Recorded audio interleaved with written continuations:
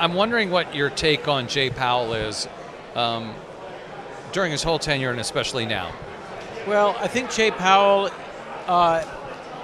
is trying to correct for some overshoot, and I think he as soon as he was reappointed, he definitely stopped referring to transitory inflation at all. We haven't heard the word one time since then, because it's stickier than he thought it was going to be, or maybe because he was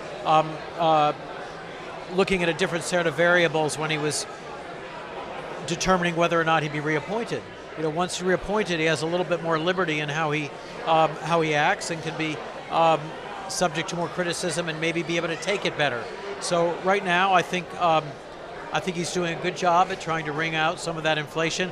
I do think they overshot dramatically, and I know Larry Summers was a huge critic there, and I tend to think that Larry was on the nose there.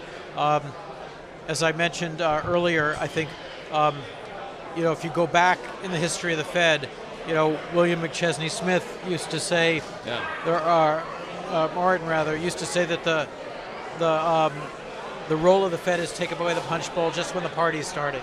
We didn't do that. Right. We did the opposite of what McChesney Martin said we should do. There are some people, Josh, who said, well, yes, but the reason why is in 2008, 2009, we didn't do enough. So this time, we're damned if we're not going to not do enough. The Fed sure came in with both guns blazing the second COVID hit, but that was a true exogenous shock of major proportion, and the Fed came in as well. But the second phase, once the market started to recover, of continuing that stimulus, was where it was violating that principle of starting to take the punch bowl away. Right. I look at the Fed and the Treasury to some extent as if they're steering rudders on a very large and very heavy ship. And when the ship starts to recover, you have to be looking way down the canal to figure out how you're going to prevent it from hitting the wall. And if you don't get off the accelerator early, it oversteers.